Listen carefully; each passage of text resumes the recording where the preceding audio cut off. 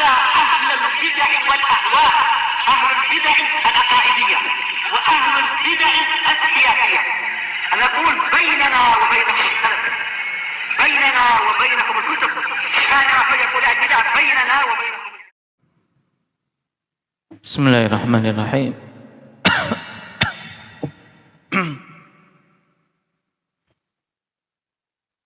الحمد لله حمدا كثيرا طيبا مباركا فيه كما يحب ربنا ويرضاه. أشهد أن لا إله إلا الله وحده لا شريك له، وأشهد أن محمدا عبده ورسوله صلى الله عليه وعلى آله وأصحابه ومن تبعهم بإحسان إلى يوم الدين. Amma ba'd. Kita masih pada pembahasan hal-hal yang disunnahkan di dalam khutbah, di mana pada pertemuan yang lalu diterangkan bagi khatib disunnahkan untuk menghadap ke arah jamaah dan jamaah menghadap ke arah khatibnya.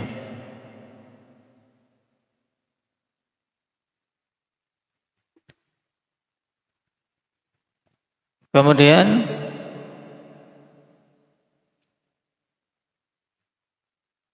di antara yang disebutkan oleh Imam As-Sa'di rahimahullah, setelah mengucapkan salam kemudian duduk dan dikumandangkan azan, dan itu azan yang syar'i. Oleh karena itulah ketika ada pertanyaan apakah disunnahkan untuk menjawab azan yang pertama apabila dia berjamaah di masjid yang dikumandangkan dua azan, seperti pada keumuman masjid-masjid di kampung di daerah kita, kawan. Nah, ada azan pertama, setelah itu mereka salat apa setelah itu? Indak ya Iqbal, salat qabliyah Jum'ah, dan ini juga perkara yang bid'ah. Tidak ada untuk Jum'ah itu sunnah qabliyah. Kemudian setelah itu baru khatib naik ke mimbar dan salam. Kemudian azan yang kedua. Nah, untuk azan yang pertama apakah bagi para yang mendengar itu menjawab? Maka jawabannya tidak. Namun untuk azan yang awal maka itu tidak dijawab. Kenapa? Karena itu bukan azan yang sesuai dengan sunnah. Nah, kita diperintahkan untuk menjawab azan ya azan yang syar'i, sesuai dengan bimbingan Nabi sallallahu alaihi wasallam. Berarti yang dijawab akhwan yaitu azan setelah khatib naik ke atas mimbar. Nah, ketika muadzin mengumandangkan azan, khatib dalam keadaan bagaimana? Indak ya Umar?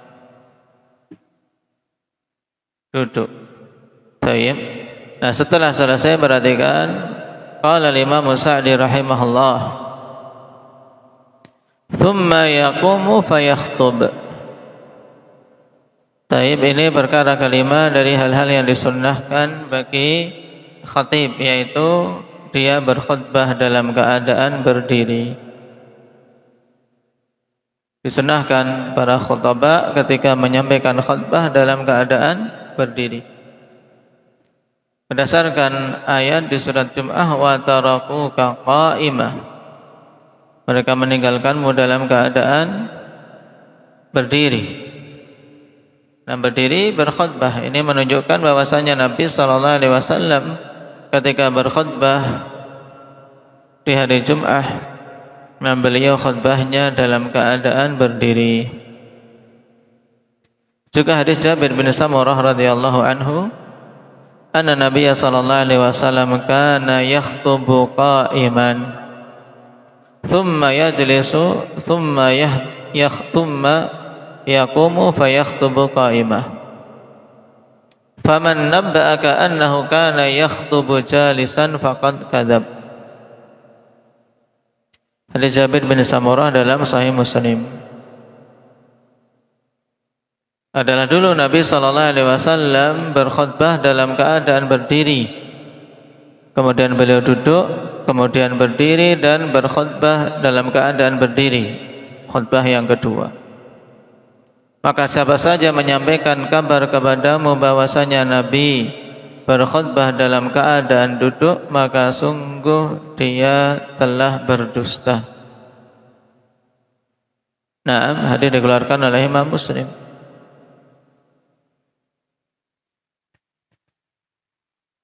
Thumma yajlisu thumma yakhtubul khutbata tsaniyah. Kemudian duduk di antara dua khutbah. Naam, ini perkara yang keenam. Tayyib, duduk setelah apa? Selesai dari khutbah yang pertama, sebelum melakukan khutbah yang kedua. Sebagaimana dalam hadis tadi, thumma yajlis. Kemudian juga yang telah kita lewati dari hadis Ibnu Umar, karena Nabi sallallahu alaihi wasallam yakhutubu yaumal jum'ati khutbatain yaq'udu bainahuma. Nah, adalah dulu Nabi sallallahu alaihi wasallam berkhutbah dengan dua khutbah dan duduk di antara keduanya. Dan dalam catatan kaki di kitab kita, fayakhtubu khutbataini bainahuma julus. Li hadits Ibnu Umar radhiyallahu anhuma qala kana Rasulullah sallallahu alaihi wasallam yakhutubu yaumal jum'ati qa'iman thumma yajlisu thumma yaqumu kama yaf'aluna al-yaum. Ini riwayat yang lain. Hadits muttafaqun alaih juga. Adalah dulu Rasul sallallahu alaihi wasallam khutbah Jum'ah dalam keadaan berdiri, kemudian duduk, kemudian berdiri sebagaimana mereka melakukannya pada hari ini, yaitu para khulafa, para imam.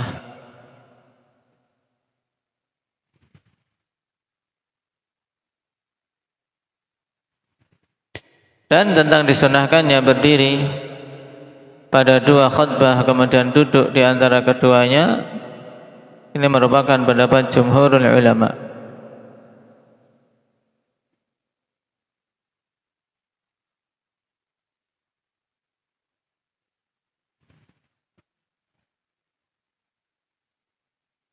Dan ketika berdiri, akhwan, di antara hal yang belum disebutkan oleh Imam As-Sa'di yaitu, disunahkan untuk khatib berkhutbah bertopang pada tongkat, walaupun beliau berada di atas mimbar, walaupun seorang khatib itu berkhutbah di atas mimbar. Berdasarkan hadis Al-Hakam Ibnu Hazn Al-Kulafi.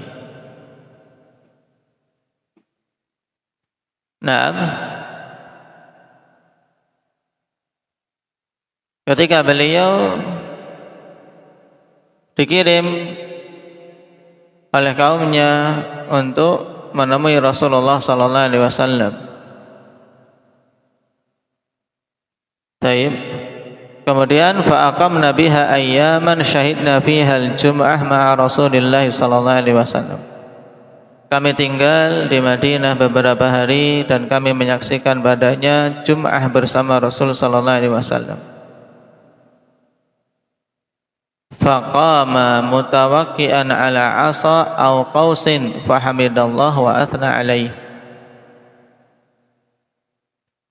Maka Nabi sallallahu alaihi wasallam berdiri bertopang pada sebuah tongkat atau busur panah, kemudian beliau memuji Allah dan menyanjungnya. Hadis ini ikhwan hasan dan jelas pengkhabaran dari fi'il Nabi sallallahu alaihi wasallam. Nah, bahwasanya ketika beliau berkhutbah, beliau berkhutbah bersandar pada tongkat atau bertopang pada tongkat. Dan tentang kesunahannya, ini merupakan pendapat jumhurul ulama.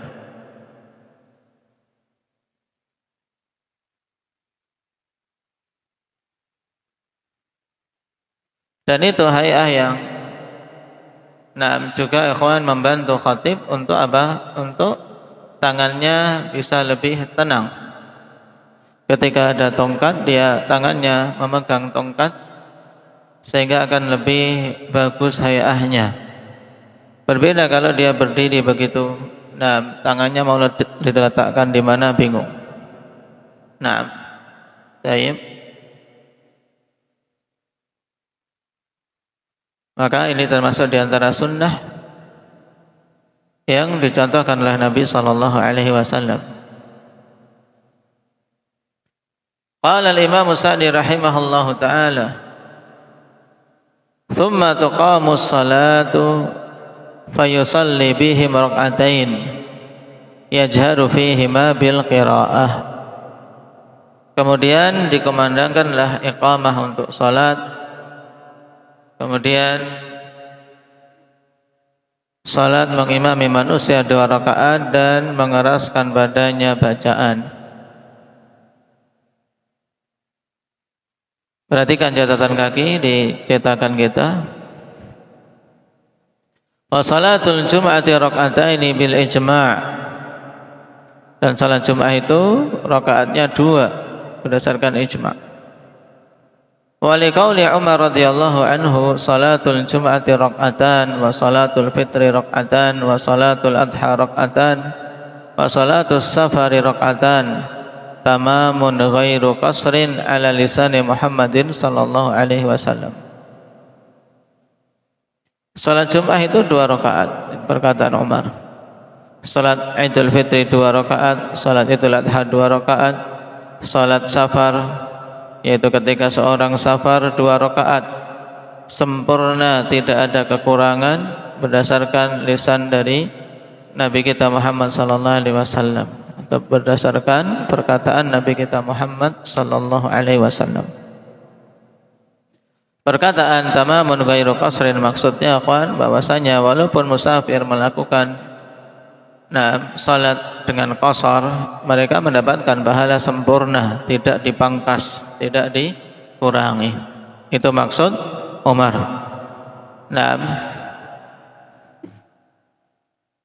Wallahu taala alam. Yajharu fihima bil qiraah. Dan ini jelas dalil tentang jahar qiraah Nabi sallallahu alaihi wasallam, di mana hal itu didengar oleh para sahabat radhiyallahu alaihim.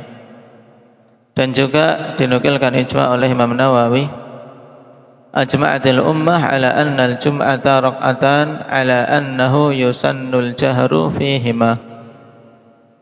Umat telah berijma' bahwasanya salat Jumat itu 2 rakaat dan disunnahkan untuk menjaharkan bacaan pada kedua rakaat tersebut. Qala yaqra'u fil ula bisabbih, yaitu sabbih isma rabbikal a'la, wa fil tsaniyati bil ghashiyah au bil jum'ati wal munafiqun. Kemudian di sini tentang bacaan yang dibaca pada salat Jumat, sunnah yang masyhur di kalangan kita, yaitu pada rakaat pertama membaca sabbih isma rabbikal a'la, kemudian rakaat kedua dengan al-ghashiyah, atau rakaat pertama dengan al-jum'ah dan rakaat kedua dengan al-munafiqun. Dalil untuk hal tersebut, perhatikan catatan kaki nomor 3, li haditsin Nu'man Ibn Bashir radhiyallahu anhu qala, kana Rasulullah sallallahu alaihi wasallam yaqra'u fil 'idaini wal jum'ah bisabbih isma rabbikal a'la wa hal ataka hadithul ghashiyah. Akhrajahu Muslim. Kemudian untuk al-jum'ah dan munafiqun, Di hadits Ibnu Abi Rafi' radhiyallahu anhu qala istakhlafa Marwan Abu Hurairah ala al-Madinah wa kharaja ila Makkah fa shalla lana Abu Hurairah al-Jum'ah fa qara'a ba'da suratil Jum'ati fi raq'atil akhirah idza ja'akal munafiqun. Ini kisah di mana Ibnu Abi Rafi' mendapati Abu Hurairah mengimami salat Jum'ah. Rakaat pertama membaca Al-Jum'ah dan rakaat kedua membaca Al-Munafiqun. Qala fa adraktu Abu Hurairah hina sarafa fa qultu lahu innaka qara'ta bi suratain kana Ali bin Abi Thalib yaqra'u bihima bil Kufah. Fa qala Abu Hurairah inni sami'tu Rasulullah sallallahu alaihi wasallam yaqra'u bihima yaumal Jum'ah. Maka Ibnu Abi Rafi' kemudian berusaha untuk menemui Abu Hurairah ketika Abu Hurairah telah beranjak dari tempat salatnya. Aku pun katakan sesungguhnya engkau telah membaca dua surat yang Ali bin Abi Thalib dulu membacanya di Kufah. Berarti Ali juga menunaikan sunnah ini. Dan Abu Hurairah menegaskan sungguhnya aku telah mendengar Rasulullah sallallahu alaihi wasallam membacanya pada hari Jum'ah. Hadis rawahu Muslim. Kemudian dalil yang kedua dari Ibnu Abbas, anna Nabiyya sallallahu alaihi wasallam kana yaqra'u fi salatil jum'ati suratal jum'ati wal munafiqin. Ini jelas. Akhrajahu Muslim. Qala Ibnu Al-Qayyim rahimahullahu taala fi Zadil Ma'ad wa taratan yaqra'u fil jum'ati bi suratil jum'ah lima tadammanat minal amri bi hadhihi shalah wa ijabi sa'i ilaiha wa tarkil amalil a'iqi anha. Taib. Terkadang Nabi membaca pada hari Jum'ah surat Al-Jum'ah di rakaat pertama dikarenakan terkandung padanya perintah untuk menunaikan salat ini dan mewajibkan untuk sa'i, yaitu bersegera menuju salat dan meninggalkan pekerjaan yang menghalanginya. Wa dzarul bai' wal amri bi iktsari dzikrillah liyahsula lahumul falahu fid darain dan wadhkurullah la'allakum tuflihun. Perintah untuk memperbanyak zikrullah agar mendapatkan al-falah di dunia maupun akhirat. Wa yaqra'u fi tsaniyati bi surati idza ja'akal munafiqun tahdhiran lil ummati minan nifaqil murdi. Dan pada rakaat kedua membaca al-munafiqun sebagai peringatan untuk umat dari kemunafikan yang menghinakan, menjatuhkan pelakunya ke dalam kehinaan, al-murdi. Wa tahdhiran lahum an tushghilahum amwaluhum wa auladuhum an salatil jum'ati wa an dzikrillah. Dan peringatan kepada para jamaah dari tersibukkan oleh harta dan anak-anak dari mendatangi salat Jum'ah dan mengingat Allah. Wa annahum in fa'alu dzalika khasiru wa labud. Dan jika mereka melakukan itu maka mereka mesti akan merugi. Wa haddan lahum 'alal infaqil ladzi huwa akbaru asbabi sa'adatihim. Dan juga padanya dorongan untuk infak yang merupakan sebab terbesar kebahagiaan mereka. Wa tahdhiran lahum min hujumil maut wa hum 'ala halatin yatlubuna al-iqalah wa yatamannawna ar-raj'ah wa la yujabuna ilaiha. Dan peringatan pada manusia dari datangnya kematian dalam keadaan mereka mengharapkan iqalah. Iqalah mengharapkan untuk apa? Dikembalikan. Agar punya kesempatan kembali lagi. Untuk apa? Untuk beramal saleh. Mereka berangan-angan untuk kembali agar bisa beramal saleh dan tidak dikabulkan yang demikian itu. Ini di antara kandungan dari dua surat tersebut yang disunahkan untuk terkadang dibaca pada hari Jum'ah. Menunjukkan ikhwan berkata antaratan dari Ibnu Al-Qayyim, menunjukkan yang asal yang memang yang banyak dibaca adalah Al-A'la dan Al-Ghasyiyah. Sedangkan Al-Jum'ah dan Munafikun ini kadang-kadang. Taib. Barakallahu fiikum. Naktafi bihadza walhamdulillah.